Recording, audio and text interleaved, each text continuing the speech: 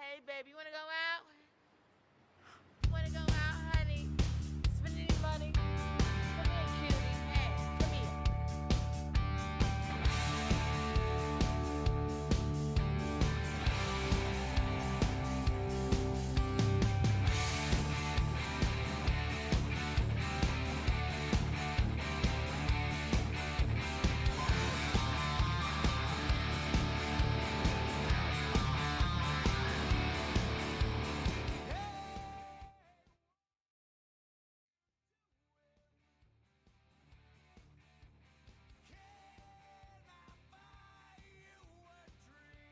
music's still loud. That's good. That's right? What people are going to hear. All right. So we are live. Hey, we're live. Awesome. Hello, everybody. How's everyone doing tonight? For the people that are already in the chat, thank you for joining so early and promptly. It is greatly appreciated. So tonight, what we're going to do, obviously we have Artist Cooper here. Hi. Hi. We're going to talk a little bit about Sygnal to Noise. We're going to talk about kind of the past, how it was formed, how the whole thing came about, all the changes that it's gone through, all the evolutions of it, and what the plans are. Right?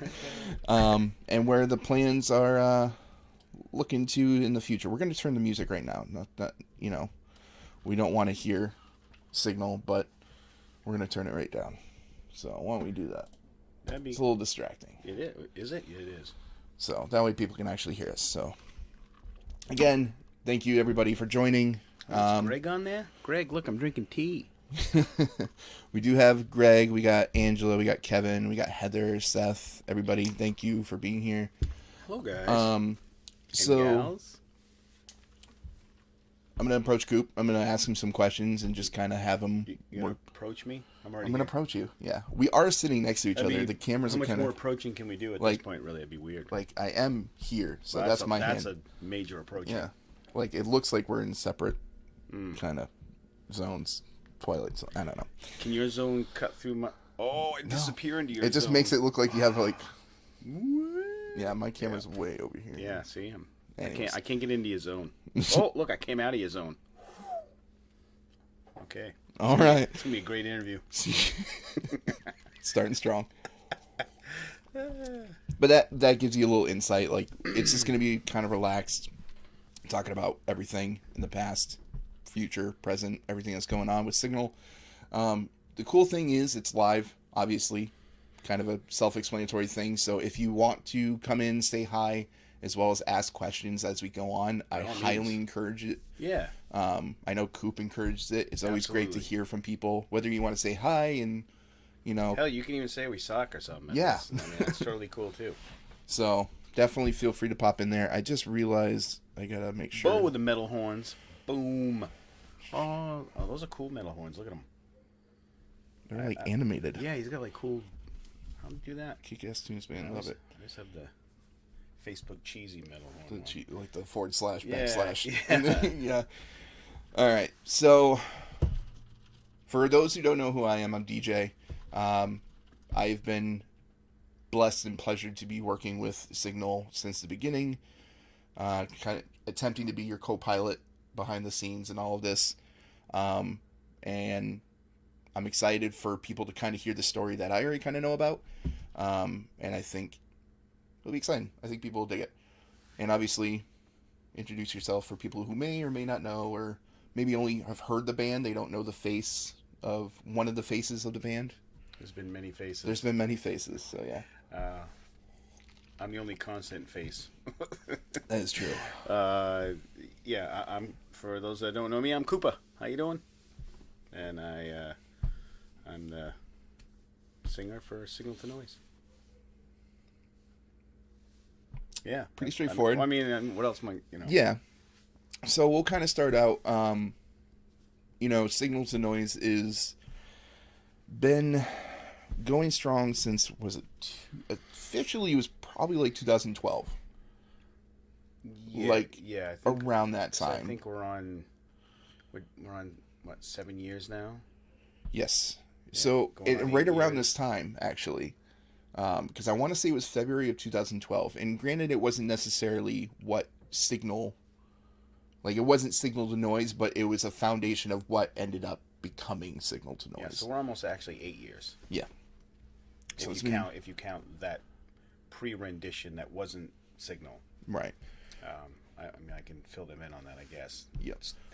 Well, before we get there and talking about the start of Sygnal to Noise, obviously. How you doing, Bradley? Thanks for tuning in. I don't know why, but I thought you were talking to someone who actually like walked in because you looked up and I forgot you were engaging the camera. I thought like, oh, Bradley's like here. I've seen an invisible friend that you didn't see. I don't know. All right. No, Again, Bradley, he's right there. no, I see that now. That clicked. I'm doing your job, DJ. I know. I'm trying to pay attention to the screen. I will say, like, I'm so used to doing streams or this type of stuff solo. And where can I get it? Got a CD? Singer and guitar player. Oh, Bob, I don't consider myself a guitar player. Songwriter, yes. Guitar player, no. I fake it. Well, I try to. That's pretty much. Humbly, you do play guitar. You know. You do. I guess. I mean, I'm not blowing smoke up your ass. No, You suck. I tell you suck. But believe me, I have had the pleasure of being in bands with some amazing guitar players, just spectacular musicians. Hell, the gentleman that's in Sygnal right now is a spectacular guitar player, Mr. Joey Nash. Yeah, so I've been very lucky playing music where I've been with some amazing musicians. So that's why when I say I'm not a guitar player, I will never be at that level of playing, nor have I inspired to be at that level, because I'm primarily I'm a songwriter. I like to write songs and I like to sing, so I don't spend, hours upon hours a day honing that part of the craft. I mean, I probably should I could probably be a better songwriter if I played better, but I get by. That's the goal. And then, what you do is when you play like me, you find a guy that plays way better than you and then you're good. Well, I mean, we could also go as far back. You didn't start off as a singer. No, I played drums first. Yeah. And I played bass. So why don't you talk a little about before Sygnal, kind of the pre-Sygnal. The pre-Sygnal, kind of your okay. without have to go. I mean, a long story short on that part. Tablet of. I mean, I've been playing forever. Been in multiple relatively successful local bands over the years, and I got out of a band just happily just kind of subsided. One of those. I don't want to. We never broke up officially. Everybody went on their way, and life, like life does. Sometimes life takes people in different avenues, and some people had children or other things, and then the band became less important. That was a band I was in called Hour Past, and when that subsided, I decided to take a break, focus on my business, and not play for a while. And then about 3 years of not playing, my lady just told me that I need to play because I was driving her nuts. So a buddy of mine kept coming to the shop. I was like, dude, you want to jam? And I was like, no. And then finally one day he came in. He's like, dude, you want to jam? And I was like, well, if you have a guitar player so we can at least make noise, I'd be up to trying it out. And he's like, oh, well, actually, I do have a guitar player. And it was a gentleman named Ted Millington, who was the original guitar player for Sygnal to Noise. And we got in this jam room and we were making noise. Literally, that's all it was. And we had a different band name. It was called Dirt Nap. And we had this whole... It was pretty cool, though. We had this whole concept. We were going to be vampires and write about what it would be like to be a modern... If vampires were real, that would be like in a modern-day world. And, and then we were going to even go so far as to only show up at night. You'd never see us at a day gig. You'd never see us during the day with gear. Like, we'd have other people do all that for us, so we looked all minions. Yeah, we're gonna call them minions. We had this whole weird outlandish pre-Sygnal.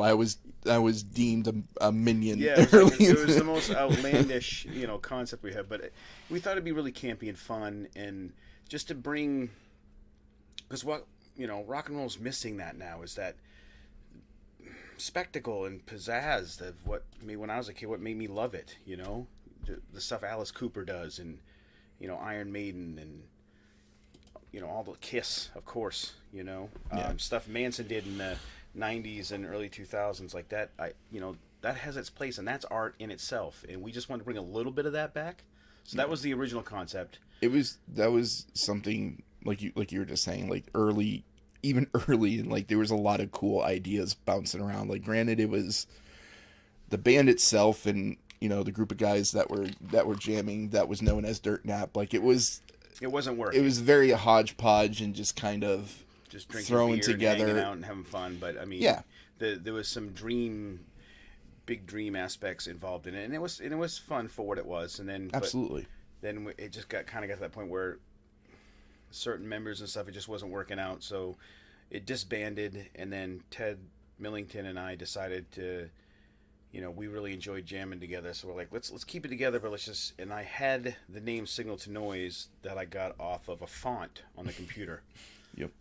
I was doing a flyer actually for somebody else, and that font popped up, and I just thought the name was cool. I'm like, and then then I looked into the name, and then you had like Signal to Noise Ratio, and then there's Signal to Noise, the song from Peter Gabriel, and then there's a book, Signal to Noise. It's a really cool. There's so much you can, throw around with that. And then so I'm like, well, how about Signal to Noise? And Ted was like, cool. And then for our drummer, my son came in to play, and he was at the time, what was he? 17? No, he was 18. He was 17 going on 18. Yeah. Basically right at that turning point. I knew my boy could play, but I didn't know how well, really, because he never really showed me. And then he came in and just blew me away, and he was a very, very talented young man. And of course, what father doesn't want to write music with his son, So he told me he was really serious about it and wanted to do it, Dad, and da-da-da. So I kind of basically got out of retirement and jumped headfirst into it and invested a lot of time and money to push it and try to make it a real thing for him and for me. And it started steamrolling. It started. You got a lot of people that recognize your history. Oh no! Marcel says David's Playground. Bob says Boomslang. Oh my goodness! And then Will Harris said hooked on your talent first time I saw Hour Pass. So. Oh, it's very kind, man. Thank you. A lot of people, have supported your. Hearing the playground name's weird, dude. That's Marcel throwing out the David's Playground. Marcel whipping out the old school. So, obviously, the time frame of jamming around with your buddies and certain people leaving, and then you and Ted deciding to continue to play together, and then Austin coming in. What was the I was point? On bass at the time. We were just a 3-piece. Exactly. So it was a 3-piece. You on bass and singing, Ted Millington playing guitar, and then your son Austin playing drums. And I wasn't supposed. The funny thing is, when it started, I wasn't supposed to be singing. My goal was, because I was singing in bands for years, I wanted to just be a bass player and hang out in the back and chill, and just be like, because I love the bass, and I was like, oh, I just want to hang out and be that guy, hang out in the bottom end and let some other dude. I'll do backups, but let somebody else be that front guy thing. Yeah. But then we couldn't find a front man. We auditioned a bunch of people and it just wasn't working out. And then we started writing songs, and I was just singing, so we'd have melody in a song structure. And then I got kind of roped into just doing both. So then that's how I got stuck singing again and playing. Yeah.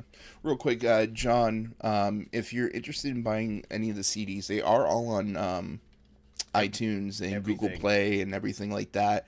I'm not sure where you're located, bud. If you buy a Bull Moose, our CDs are in Bull Moose. Yeah, or Bull Moose Music also is online. So you can go to bullmoosemusic.com and you can order and buy the physical copy of the CD, and they'll send it to you. Absolutely. Which is cool because So, we'll kind of dive further into talking about the image and everything as Sygnal and how that's grown. But real quick, talking about hard copy CDs, you do put an effort into the artwork and the thought of the concept of the CD. I put an effort into everything.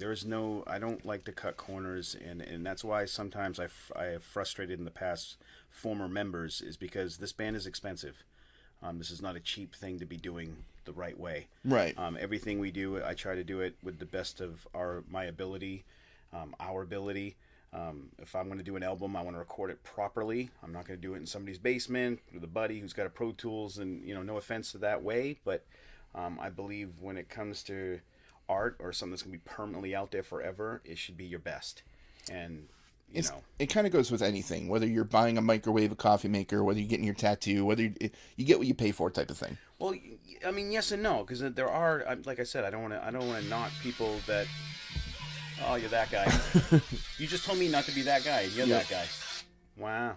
See how professional this interview is. Oh, that's my bad.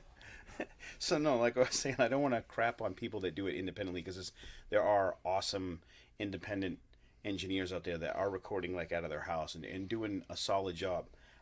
Just for me personally, I like the feeling of an actual studio with rooms and having an engineer that's been doing it for 20, 30, 40 years and it's got that ear.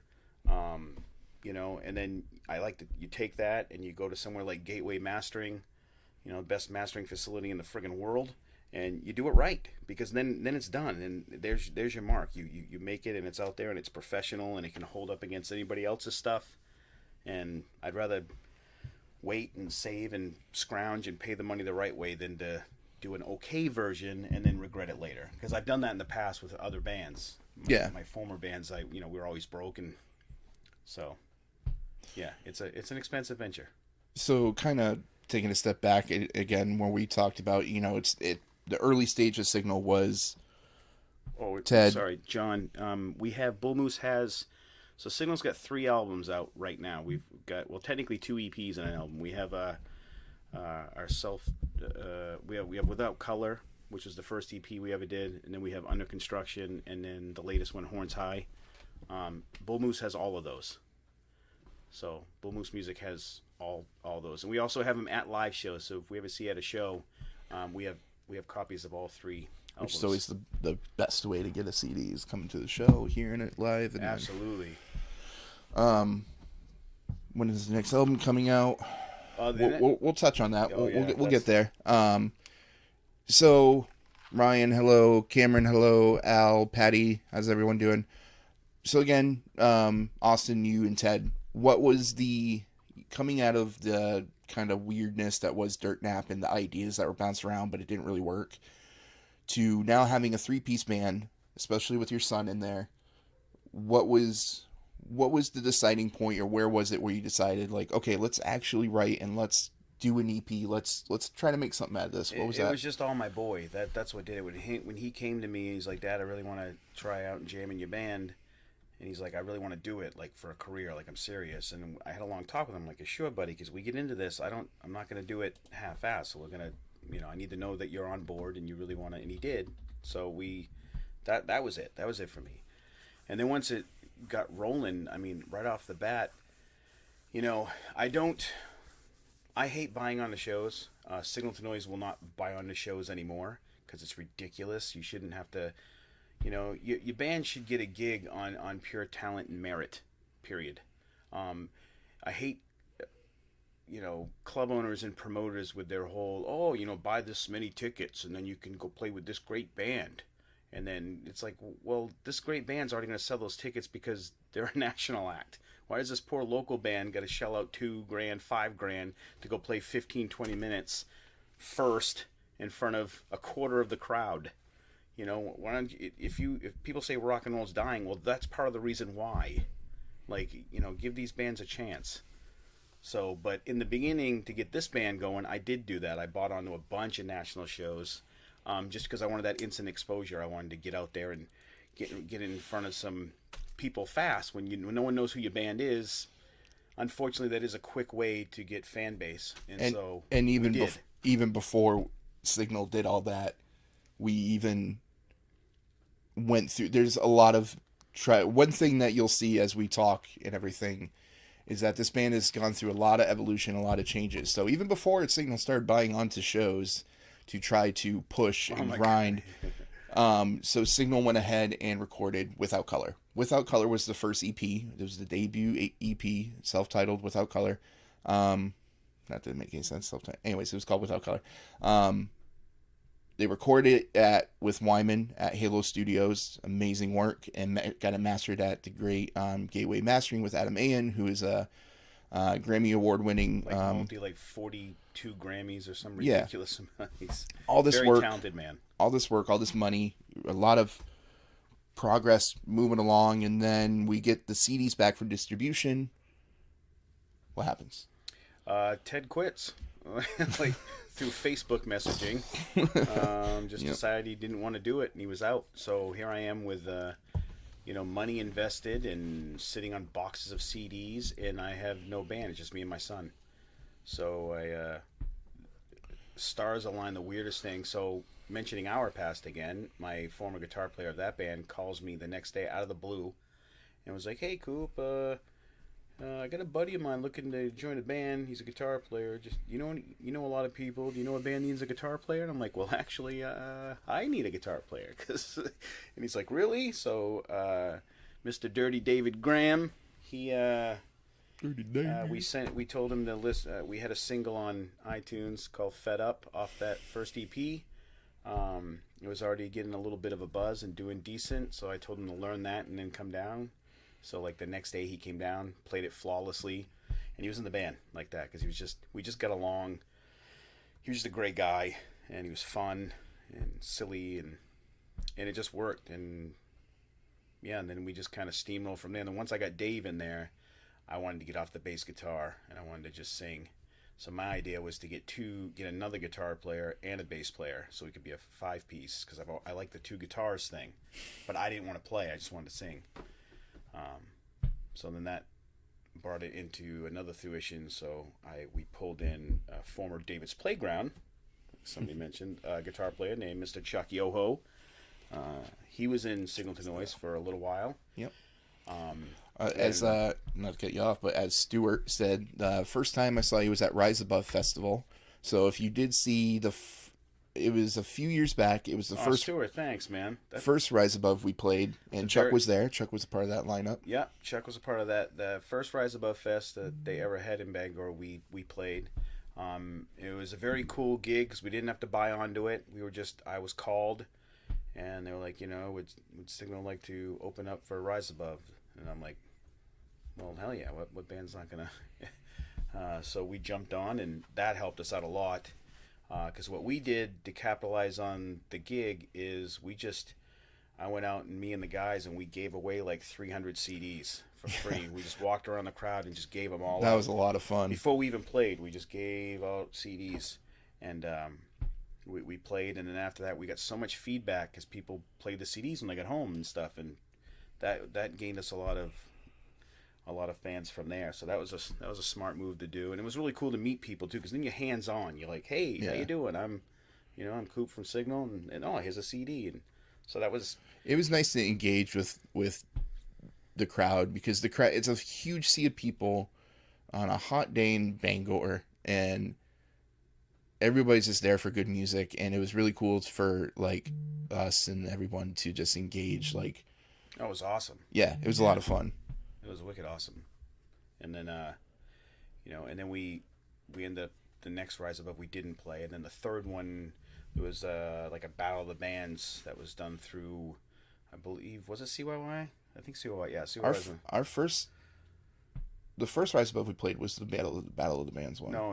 That was the second one. It was the second one? Yeah, first Rise Above we just got asked to be on, and we went and played it. The third Rise Above was the Battle of the Bands one, and we played that one. But to be, to sum that up, to believe it or not, big shows like that for a local band aren't really that fun, to be completely honest. I mean, you do them because it's the opportunity to get your name out there on flyers and in the public eye with all those national bands. But to be honest, those national bands and the powers that be don't give a crap about a local band. Yeah. They just don't. Yeah. That's just reality, because you're everything's money, and that show costs a lot of money, and people have a lot of money invested. So the last thing they care about is some local yokel band, and that's the way they look at it. Even if that band's talented, or doesn't matter how much they can draw, it's all numbers, unfortunately. Yeah. So I'd rather play a club show where people are there to see you and they're engaged with you, and it's a moment and it's fun. Whereas things like Rise Above and stuff, it's just, you kind of just, oh, get up there, fella, get the hell out. Right. They don't care. They don't. I care pulled about my back on that first Rise Above. Yeah, they don't care about. I was going fast, like, man. I was like, I'm out of here. They don't crack my back. You can play your balls off. They don't. You're gonna get half-ass sound. You're not gonna. They just don't. But it's part of the gig, man. It's part of the... you do the grind because you understand you're a peon. You're the nobody band. Know your role type of thing. Yeah, know your role. And it's fine. We still had a great time. Hell yeah. We don't care. It was a lot of fun.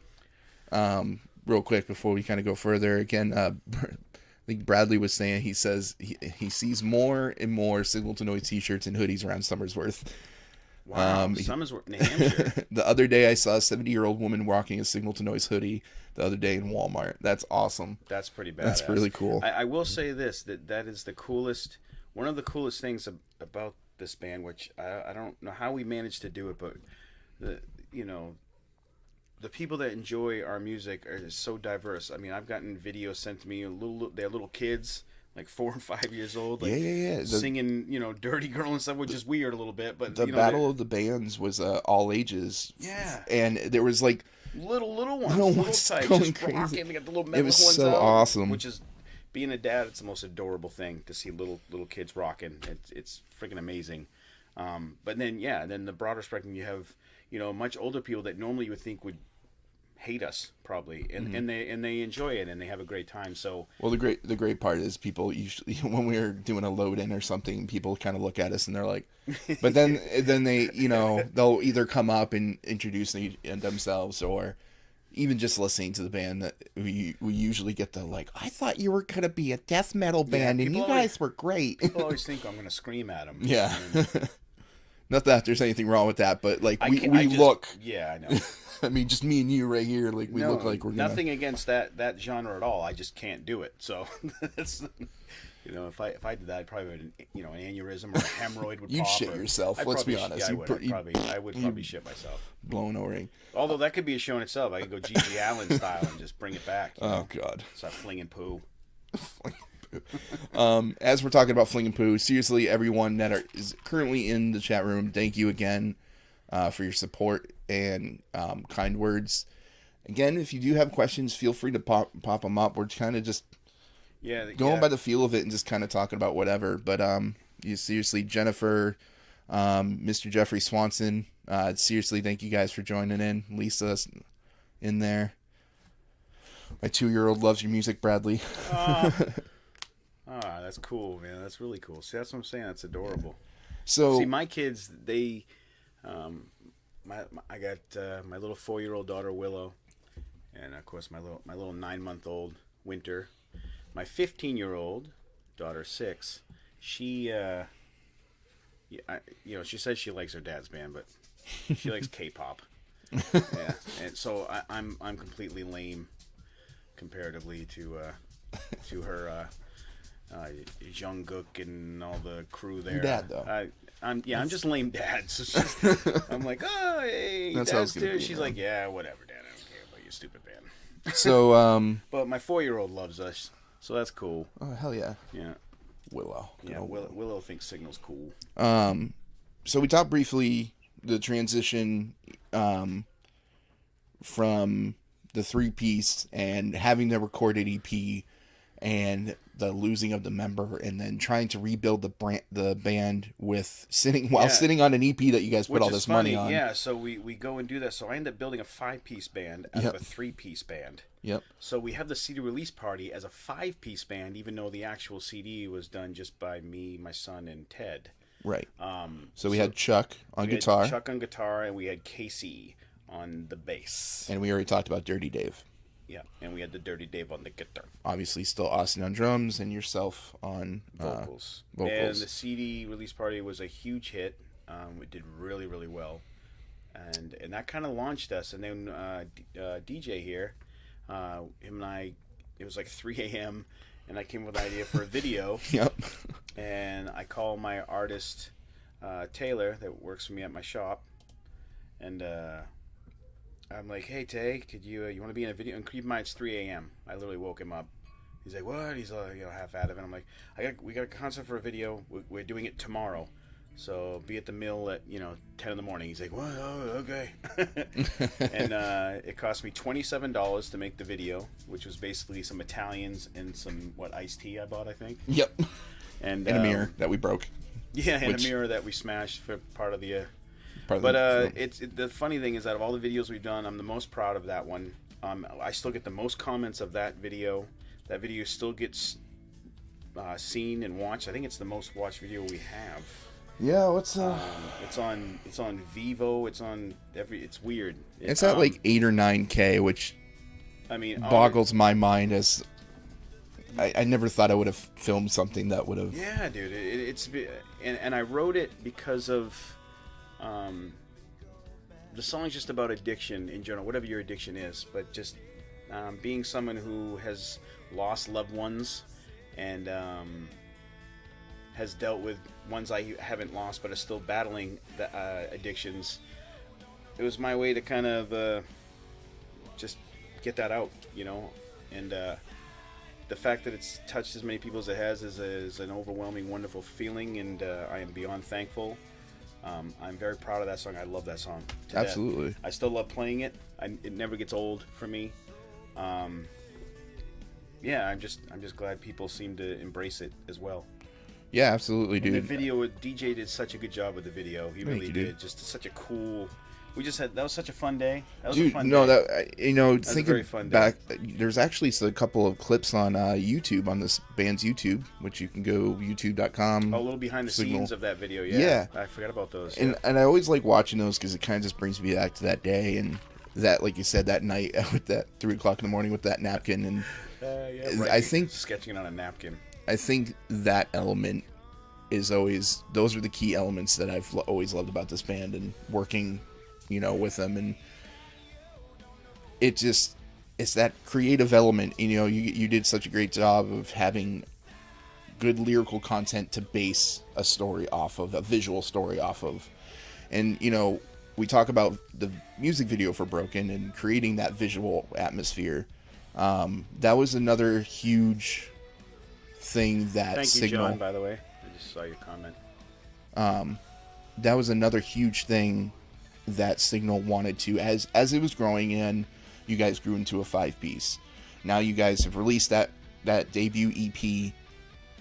What was the next step? And you guys, you know, obviously start writing and all that, but not just with the writing and the music. What was the other stuff that you guys wanted to do to create that visual? And Well, it was, to be honest,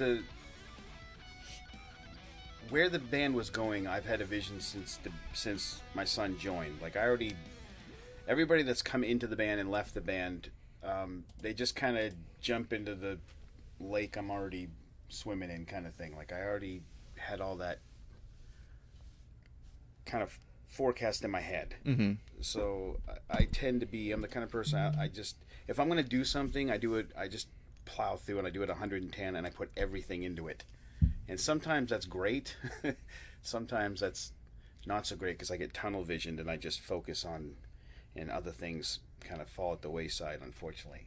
And so when it came to the second album, it was more of, I just wanted to do bigger and better. It had to be better sound, better, a little bit bigger production. Visually, we had to change. This band always changes visually. Mm-hmm. So that was all part of it. Yeah, and But again, we went to Halo Studios. Mr. John Wyman did Gateway mastering again for Under Construction. That was a definite. I mean, there's no not doing that. As At least for this band. As we progressed into that second album and growing and everything, there was again more member changes. I'm probably gonna forget members that have been in that. Yeah, I'll try to help you out with it. So Mr. Chuck, who is again with you in David's Playground back in the day, yeah. He decided to step away, and there was no. There was nothing bad feelings about it. He just left because he didn't want to tour and go through everything that like Playground went through back in the day. He just wanted to have fun and stay local, and you know, and he's really into like hip hop and pop music, and you know, he just wants to drink beer and party a little bit and have a good time playing music. So he ended up just doing a cover band, which he's doing now, and he's doing well at, and he's having fun. I just never been that guy. I can't. I gotta write. I gotta create, and I'd rather play my own music in front of 5 people than play somebody else's music in front of 5,000. Like, it's still fun to play in front of a big crowd, but when you're playing somebody else's music, you just don't get the right. Yeah, there's no gratification to it. You know what I mean? Absolutely. So, what was the biggest thing? And you may have already touched on this, but what was coming from Without Color, going into Under Construction, was the biggest thing that you felt artistically that you wanted to get across with this new album? A little bit better in the songwriting department. I wanted a little more commercialism to it, and I don't say commercialism to be a sellout or cheesy, but just a little bit more of a perfect. The first EP was more of a a really good demo. You know what I mean? I mean, it was recorded properly, but I purposely recorded it kind of raw because we were just a 3-piece band, so I didn't want tons of production on it and stuff because then I knew we couldn't, perform it live. Whereas now I have a 5-piece band. I had a gentleman named Mr. Jimmy Leonard, formerly of Cradle to Grave, and then changed the band name to Cradle, but well known in the Portland area, wonderful guy, great guitar player. As someone mentioned earlier, someone did call out Boomslang. Boomslang, yep. So. Former bandmate of mine, Yep. in the Boomslang. Jimmy. I talked to him, and it wasn't easy at first. He was very resilient to it, and I'm like, dude, come on. And I finally got him on board. And kind of testament to that is, and for what kind of Sygnal is when we, because I was with you when we first approached Jimmy, as well as the second time, I think. The first time we approached him, he was kind of apprehensive and everything.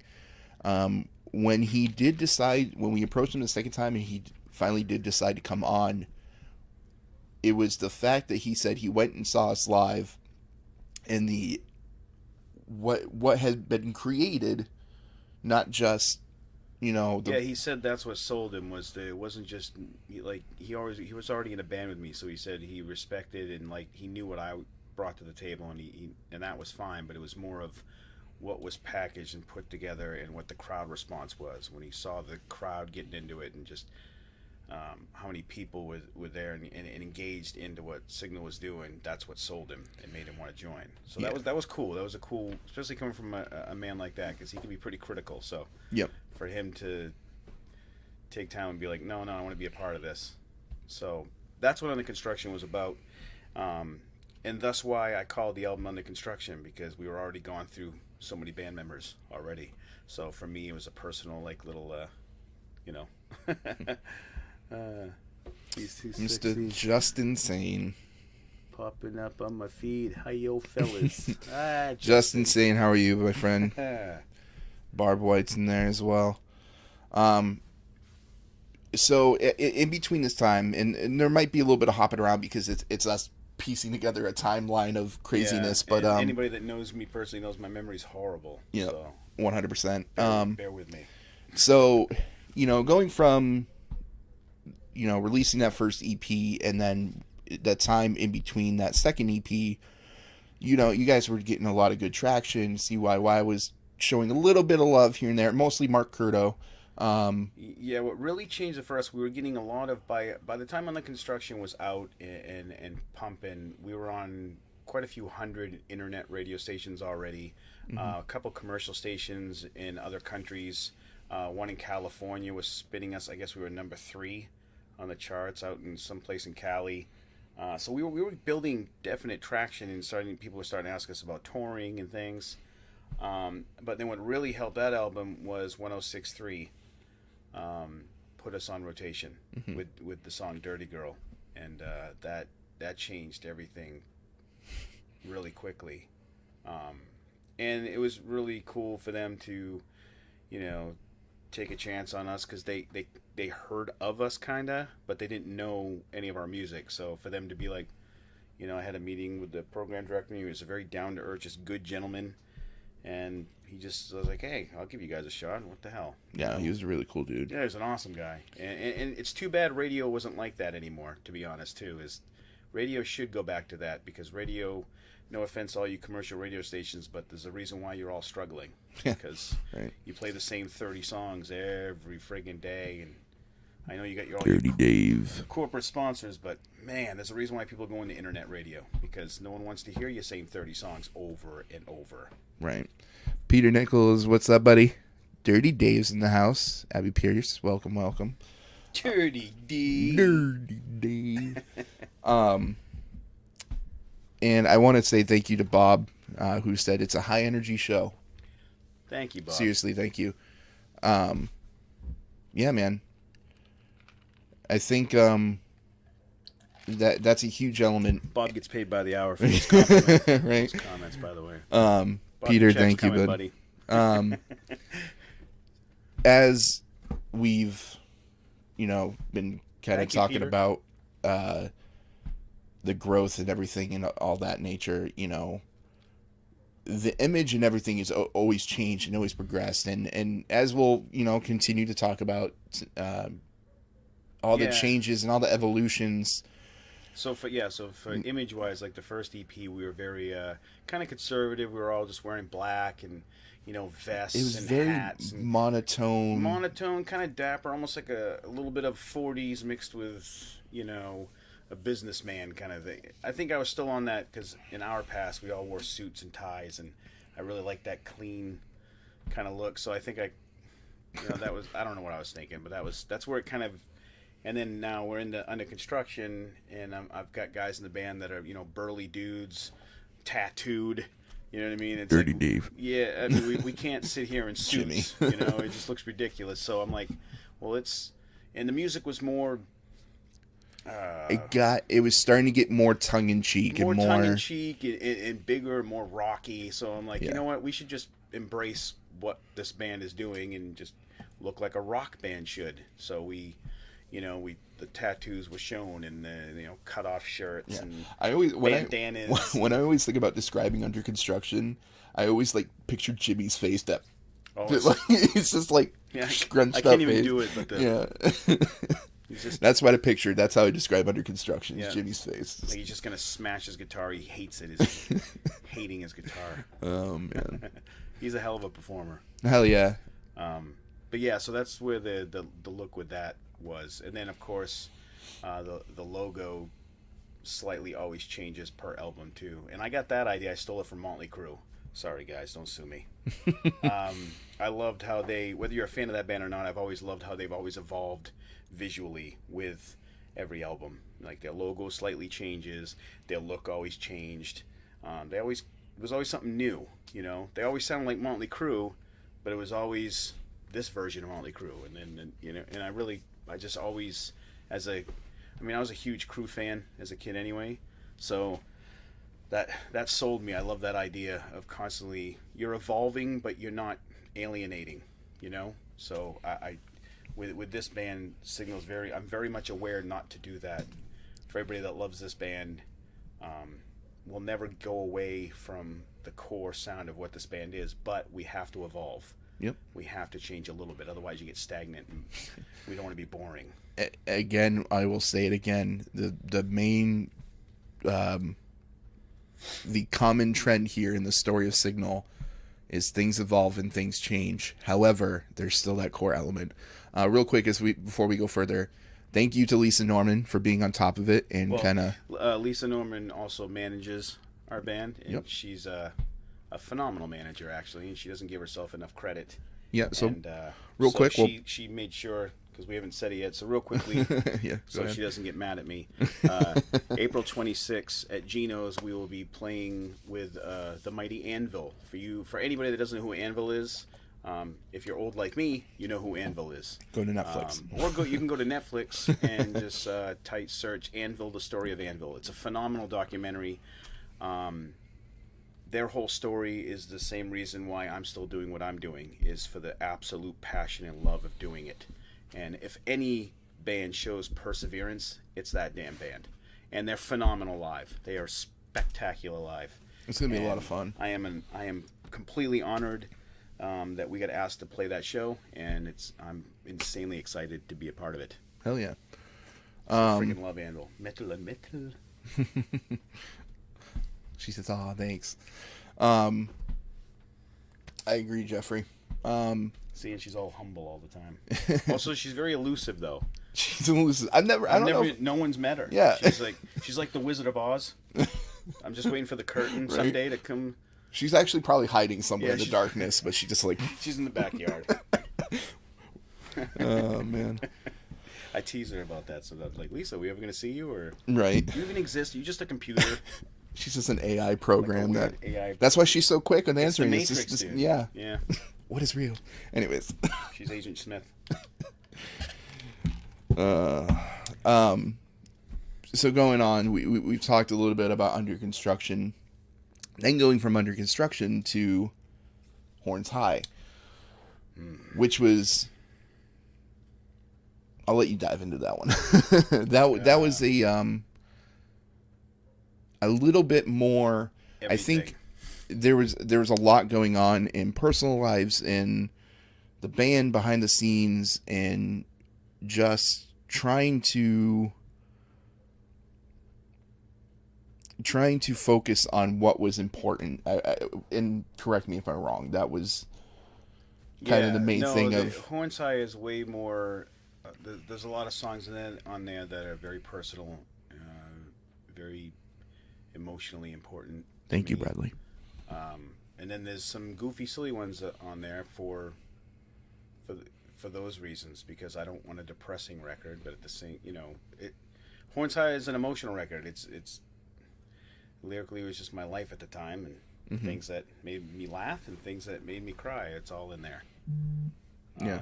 But the concept of it and everything was, again, my artist Taylor, one of the guys that works for me at my shop, Taylor Parker, phenomenally talented young man. Him and I brought it to him, and he does comic book art. And I was like, I want to do a comic book. I've always wanted to do a comic book album anyway. Even though a great band locally, Loki, they've done a couple different album covers because they have this cool little Loki character. Yeah. And they've already done the comic book art thing, so they got ahead of us. So they do get full credit for doing it before us, but I did it anyway because it's such a cool idea, and I wanted to do it. So that's what Horns High. So the idea was to make us all kind of like weird superheroes. We all had weird powers, and it has nothing to do with the music or the lyrics in it. It was just visually that was the representation, and a lot of money and effort got into the packaging of all of that, and then of course we had that's when the suits. Me wearing all the wacky suits, and then my bass player at the time, Mr. John Giddings, was I came up with the idea of calling him a Viking, and him because he had a kilt. I'm like, dude, you can be the Viking. And we started adding to his look, and then he decided he wanted to put a mask on because Dave started wearing a mask, and that's because Dave is very stoic on stage and he doesn't move. We love him. We love him to death, but he doesn't move and he shows no emotion. So to make him look like something on stage, we decided to put a mask on him, and he agreed. It was a lot cooler, and it made him look really menacing and creepy, and so it actually made him visually appealing. And because he looked really creepy with the mask on. It was awesome. Yeah. So then we started having these little, we had a gimmick. We all had these characters we played, and I think that helped, push that record. It was fun. It was fun to, be silly and create a character. And I see why Kiss did it for so many years. It's a really cool thing. I wish more bands did fun things like that. Like everybody takes themselves so damn seriously. It's annoying. Right. It's like, I was gonna just try have to some find fun. the album artwork, but Oh yeah, it's like just have some fun, be silly. Yeah. So we did that. We had and then we had Mr. Sonny Robinson from Twisted Roots, formerly Yes. of Twisted Roots. He was in the band for the launch of that record for a summer. yeah, and like we said, around that time frame, there was a lot going on, and we kind of mentioned. Yeah, my son ended up getting his girlfriend pregnant, and they were having a baby. So obviously, being a very young man and getting ready to know he's going to be a dad, I think that scared him, and he just didn't want any part of shelling out money in a band and having the tour, and I don't blame him. I totally, I get it. How he left, I wasn't happy about it all, and we had our moments of, like anybody would. I was pretty upset with how it went down, but as a father, I understood why. Mm-hmm. It just could have been done a little more professional, but And going through that, and not to dwell on it too much, but people should know that there was a lot of, again, as you said, there's a lot of emotion put in this album because of all that was happening. And as we talked about in the beginning, where it was originally that 3-piece, for that first EP, it was you, your son Austin, and Ted, and the reason why you decided to push forth and put that effort was because of your son. I took it way more personal probably than maybe I needed to, but that's because of, as a father, I look back on the beginning of why I was even in it now. You know what I mean? And I look at here, I'm invested. I mean, at this point, by Horns High, I'm in this band thousands of dollars. So it's and emotionally. I mean, time away from my younger children and my fiance and in the home and my business, and I'm just my mind's in this band. So yeah, I was pretty hurt and bummed, but for what it was, fast forward, Sonny approaches me. I mean, other drummers. We luckily we had Mike. He's in Souls of Sabbath, phenomenal drummer, and a great human being. He filled in for some shows. He almost was in the band. That was actually after Sonny. Oh, well, that's what I'm talking about. I was just getting to that. Okay. Because Sonny played with us just for a summer, and it just didn't work out. Yeah.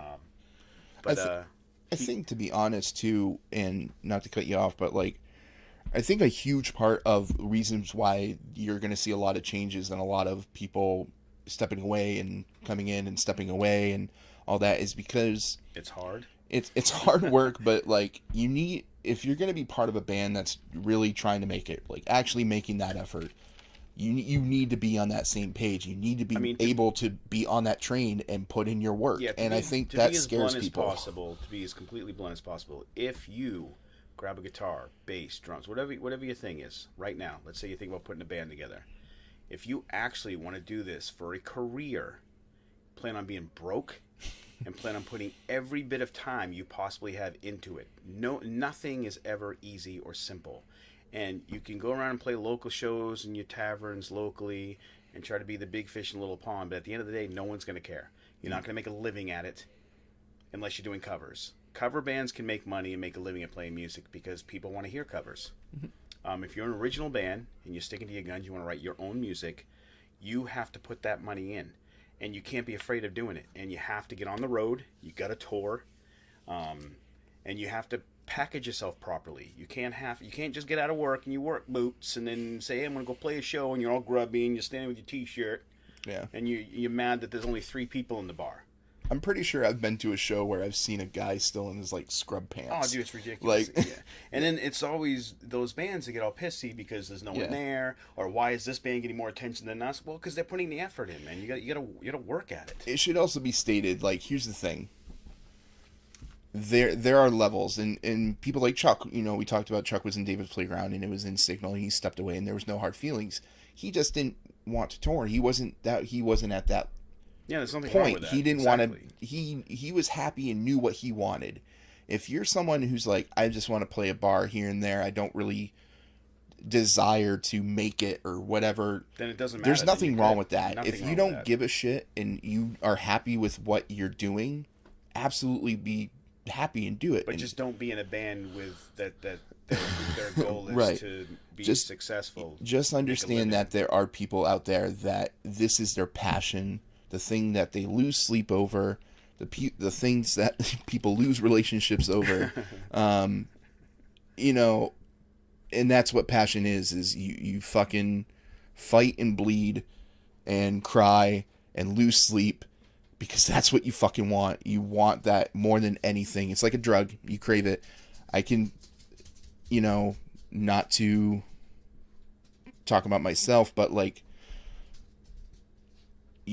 being in a part of this band allowed me to find something that I was passionate about. So for people, if you don't understand my role in all of this, again, I try to be the co-pilot to Coop and behind the scenes and helping things run smoothly and stuff of that nature. But my main role, I would say, would be the lighting, the production, the stage design and stuff like that. And video guy, yeah, I dabble in everything. Guy. I dabble in a lot of things, but the main thing is mostly the lighting and creating that atmosphere for the live show. And I bought the lighting, he runs the lighting. When Bob says the show has a lot of high energy, that's something that I greatly appreciate because that's feedback to what I do. Later, John. Thanks for tuning in, man. Yeah, we're gonna wrap this up soon too because I gotta feed my children. Truth. But just real quick to talk about that passion and everything. The first time we did like an actual full production and a full show, I remember being on like cloud 9 and it was very surreal and just cool. I wanted that over and over again. And that's kind of what we're talking about here is, what this band, what Sygnal has been trying to do. And it is a dream. It is a passion. It is something that is real. And yeah, but it's hard and it's not for everybody. And that's why many members have left because I don't compromise. And so sometimes that may come across like I'm a dictator or I'm a dickhead, or so be it. But I mean, I have a vision, I have a plan for this band, and that stays. And I'm not going to compromise. I don't want to. I have way too much invested, and I have no ill will toward anyone that's left the band on good Absolutely terms, not. bad terms, whatever. I mean, it's their life, and they have to live their life for them.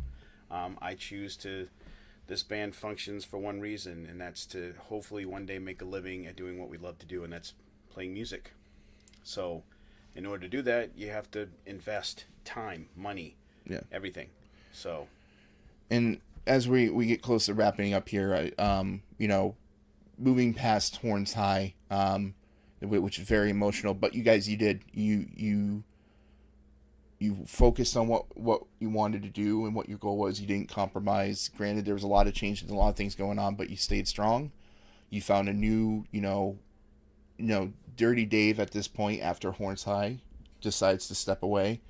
Mr. John Giddings, the bass player, he steps away.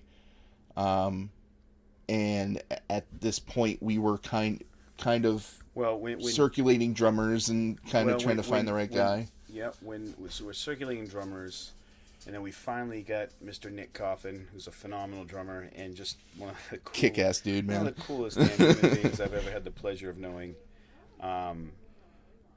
So he joined the band, and then right when he joins, we lose our bass player.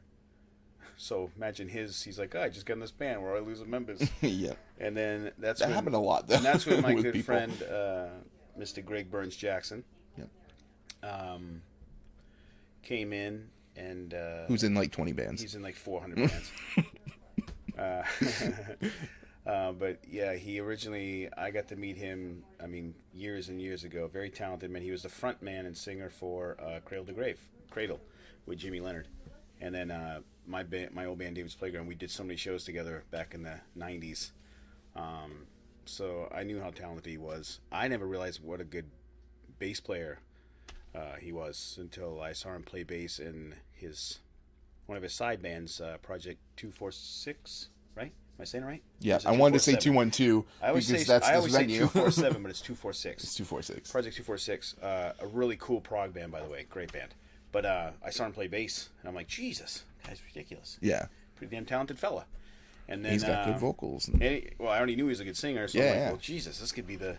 And then he came in, and John left and kind of screwed us on a show that we had that day. So Greg literally just booted with a friend of mine's show who brought him. Thank you. They drove all the way to Mass to fill in on like last minute. I mean, Greg didn't have time to rehearse, nothing. He just jumped on stage, played a show with us, but made an impact. The club owner loved it. Didn't even know that he was a fill-in guy. Right. So it worked out. It was phenomenal. And then when Greg realized, we were looking, he approached me, but at the time he already was in not only 246, but he's also in a band called Stillborn Condition, which many of you around here know by now. They're I don't want to say the genre wrong. Death metal, right? Or is it Sure. death metal? Black metal? Sure. No, they're not black metal. Black metal's like the really okay. It's like deathcore, like not deathcore. They're heavy. They're a heavy band, but they're tight and they're good, man. They're really good. They're a badass. I'm just gonna call them a metal band because Yeah, that's what they are. To me, it's all metal. It's just metal. It's Yeah. rock and roll metal, man. But they're fucking great. And he was already the bass player for that band, so he's already in 2 bands. Yep. And he's like, oh, I'm like, well, dude, how are you gonna? And then I remember telling him, like, the demand that Sygnal has, I don't know if you'd be able to fulfill that, and I feel bad. I don't have to take you away from another band and be that guy. I just wouldn't feel right about that. So, but then he went and talked to his guys, and they supported him, and that alone says, like, the Stillborn Condition guys are just amazing human beings. Because seriously, who like, if you have your band member come to you and be like, hey, by the way, I'm joining another band, and and then if they have a show, I'm gonna have to take that one first, and even though we've already been a band, Yeah. you know what I mean, who's gonna sit and be like, oh, that's cool? No. And I'm sure it pissed them off a little bit, and hell, it pissed me off, but out of respect to Greg, and because they're friends and they know he wanted to do it, they supported him. And I still can't give that band kudos enough for being just great fucking human beings on top of being a good band. Yeah. So we got, I love you, buddy. I miss you. So, so we got Nick, who's a kick-ass dude, as we talked about. Greg, kick-ass dude. And then Dave leaves, and we're like, oh, shit. And I'm like, all right, well. And Dave just disappeared. It's not that he left, he just literally disappeared. He just stopped talking. He just wouldn't answer phone call, just weird. And we're like, okay, Dave's gone. And Dave knows he did that, weirdo. But Dave was having a lot of, love him. And we do love him. And he had a lot of personal stuff he had to deal with. And thank God he got that squared away for himself. And he's happy now. And at the end of the day, man, that's all that matters. But we had to, the train kept rolling. I had to find somebody. And Mr. Joey Nash, who already jammed with us before with Dave, gave him a call. He decided he was willing to come in and fill in for the shows and just keep us afloat. And then once he was doing that and learning the songs, we started writing. And then I realized, well, if I'm writing with a guy, I don't want to write with somebody that's not going to be in the band. That's just weird. Right. You know what I mean? And so I approached him like, because then what are you doing it for? Yeah. So then I was like, you want to be a part of this? And he said, yeah. And then we just started friggin' writing like a bunch of stupids. We just, seriously, I feel like I'm a 15-year-old boy again with those guys. Like, we just have fun writing. It just doesn't stop. We go in the room and it's just somebody's, whether it's me, Greg, or Joey, somebody's at a riff. And it just boom. And then Nick is right there, right in the pocket. Right there, dude. And the new stuff is, I'm beyond proud of it. I think it's the best stuff we've done. So before we talk about the new stuff real quick and the upcoming shows and close it out, I think one thing that really should be said is we've talked a lot about like all these members leaving and everything. One thing that should be known is there's no ill will towards anybody. None. There was no like, I fucking hate you for leaving the band and stepping away. We still are friends, and I know. Well, some members may not be. Well, think I'm the cast by any means, but it's not. There's no. On my end, I have no ill will, and I would never hate on them or do anything publicly to them or try to bash them. It's ignorant, and I have no use for that. Forgive me if I'm speaking for you, but like I feel like all those people should know who have been a part of Sygnal through all these years. Should know that it's a huge thank you and appreciation, because Sygnal wouldn't be what it is without that past and without those people. Which is why the video for the road, we tried to get as many of them in the video as possible as a thank you. That's what that video is all about. When I put that video together, I tried very hard to crew. There's a short snippet of us walking through Gateway mastering. Yep. There's a clip of us in the studio. There's a clip of Jonathan Wyman. There's clips of Ted Millington, the original guitar player, Austin. Sonny's in there. John Giddings in there. Casey, Chuck, Jimmy. Yep. Everyone who's been a part of this has showed up. Crew like Pokey. He was in there. Vince is in there. So that song is a good kind of representation, and we did it while coming off the tour that just ended a couple of months ago and everything that we did. Oh, we had Cross in the band for a brief second. My friend Cross. Yep. And then Braveheart, his name is Gentleman on bass, who filled in. We did a show with him. Really nice guy. Crap. I look like an idiot. I'm forgetting his name. Well, you know who you are. Thank you. And you're a good dude. Mike? No. Is his name Mike? Was it Mike? Dude, oh my God, that makes us look bad, but there's been it's Mike very Spinal Tapish. Mike the drummer. Yeah. From Souls of Sabbath. Yeah. Mike Bosclair, am I saying it right? I hope I'm saying your name right, Mike. Again, my memory's so bad. But everybody that's been a part of it, literally, thank you. Even if, and then another fill-in on the drums. Why am I brain farting your name? Brandon? Yeah, Brandon played. Yep. Remember, he did a couple shows. Yeah, he did a couple shows. What did he do? 212, and then he did what's the other one? We did up north. We did up north there, up north somewhere.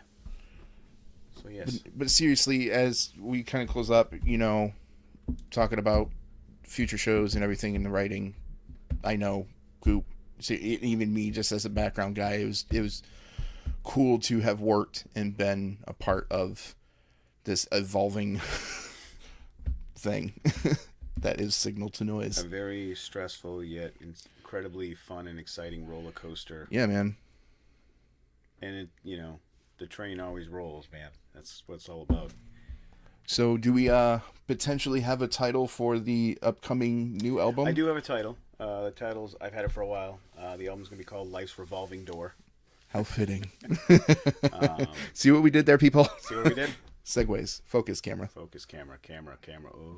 There we go. All right. Yep. Life's Revolving Door. Yep. Any insight into that, or is it pretty self-explanatory? I think it's pretty self-explanatory, man. It sells itself, dude. Shit always changes, man. And you just take the punches and you roll with it. You just roll, man. You just roll. Everything's a circle. You can, a revolving door. You can get in it and you can just keep either spinning around or eventually get to your destination. And I feel like Sygnal and many bands go through this. You spin for a while before you get in the room. Absolutely. Sometimes you spin for fun because you don't want to go into that room. Other times you just fear blast right in the room, So it's got a lot of meanings behind the title, but cool. I will say, if you went to 212, you heard a lot of the new songs. Not all of them, but you heard quite a few of them. Mm-hmm. I'm insanely proud of this new record. Insanely proud of it. I think it's gonna be fucking killer. Lisa Norton says we need Snapchat filters as we're doing this. Oh, great. That would be. Yeah. So money right now is the only thing holding us back from. My goal was to have it out this summer, but unfortunately, we gotta do some shows and get out there and grunt for a little bit and earn some money, and then so 2020 is the goal to release it. But the songs are there, so we just gotta get in the studio, get them banged out, and then voila. Doesn't mean that we're not gonna be kicking ass and. No, I would like to get a single out. I mean, we've been playing Trainwreck. Some of you may have heard that at live shows. That's gonna be on the new record. We would like to get that recorded and maybe get that out by the end of summer as a single, just to keep everybody enticed a little bit to something new. But other than that, we'll be out at shows. Our next one, like I said, is April 26th at Geno's with Anvil. And if you go to we have a free app if you have an iPhone. Unfortunately, we don't have Android access right now yet. But if you go on your App Store in Apple, it's free. Just type in Signal to Noise and it pops right up, and you can put an app on your phone and you'll know. It's basically like having our EPK. You can see all of our videos, you can hear some songs, you'll have all of our tour dates. It's a full biography, like everything's right there in your hand. So, well, this would be the full biography. Well, yes. Just so people know as well too. The stream on my end seems to be going pretty smoothly. I've noticed that on Facebook there's been a couple little moments. And also this is live, so if you had to go and do things, drive somewhere, you're busy and all that, it's totally understandable. This will be on the band's YouTube page as well. So if you go to youtube.com/Signal to Noise, this video. I'll put it on my personal page too. Yep, this video you will be able to access in a couple of different ways, because I think it'd be cool. I think a lot of people want to hear this, or maybe I could be wrong, or just laugh at us. Just laugh at us. Be like, what the fuck are these guys doing? Why are we even watching these idiots? Why are they just two floating heads? We literally look like two floating heads. Like, anyways, so again. To conclude it, I just want to say, in all sincerity, just thank you to everybody that comes to the shows and buys a shirt or a CD and just enjoys what we do, and especially people that have gotten our logo tattooed on them. That is the coolest there is nothing you could do to that's just amazing to me. Man, yeah. So thank you, because that's why we play for you guys. So everybody that comes to a show and jams along and sings the words back. That'll keep me doing it. I'll keep doing it as long as that happens, because that's the best feeling on the planet. When people sing back, dude, that's awesome. That's amazing. I'll be at the light board and people will be going crazy singing. I'll be like, oh, Oh, that's Dude, cool. I've gotten teary at times and had to kind of do the whole put my head backwards and look at Nick. And luckily, Nick's never looking at anybody. Yeah, he's just So like he doesn't doing his see thing. me getting teary because he's doing this. Yeah. Eyes shut. I always thought he closed his eyes because the lights were too bright, but No, he's just in his pocket, man. He's just Zens. He's a Zen. He's a Zen warrior. Hell yeah. Zen warrior. So Will Harris says, I've enjoyed it. Didn't realize how many members past and present, and I know went to school with. Freaking rock stars wearing all black. Okay. Adam Clark. Fuck balls. All right. Wow. Adam Clark with the fuck balls. Fuck all balls. Right. You know? But it's PH fuck, so it's cooler. Yeah, so if you have to cool fuck your balls, you do it. Again, as Coop said, seriously, thank you for everybody who popped in here, who supported the band. Yeah, you guys are gonna still keep on kicking ass. They got the new album. You guys, as someone who's behind the scenes and seeing you guys work on the album and writing, you guys are kicking ass.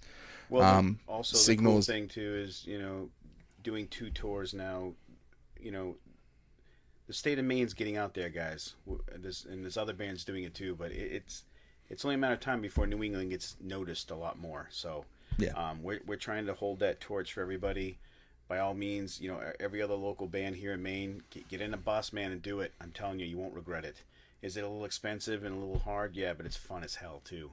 And there was nothing cooler than so far the 2 tours we have done is people are like, where are you from? We're like, Maine. They're like, what the hell? Yeah, people we always like, got that reaction like, Maine? There's you music guys can in afford Maine? instruments up there? I didn't That's know you had nice. plumbing. Isn't that in Canada? No, it's not in Canada. Jesus, what map do they have? I don't know. Oh man, seriously, tour was amazing. It was. I miss it, man. And and I got to give a shout out to our tour bus, Dirty Girl. That beast, man. I never in a million years thought that thing would do what it does for us. But we have gained so many more fans out of state from just driving in that beat busted thing because people are afraid of it, but at the same time intrigued by it. And then they go and they log onto their phones and they're like, "Oh, that's a band," and they start listening. And we've literally stopped. We've been in places in, God, where is that? Somewhere in a bunch of places different in Florida and North Carolina. We get at a truck stop. And also we'd have people come out of the trucks and be like, "Oh, I love you guys." I'm like, "How do you know the band?" And they're like, "Oh, we saw the logo on your bus. We checked it out. I love your music. You guys are great." Yeah. That's a horrible accent, I know. I'm not from there, but well, we were in, I want to say we were in Jersey.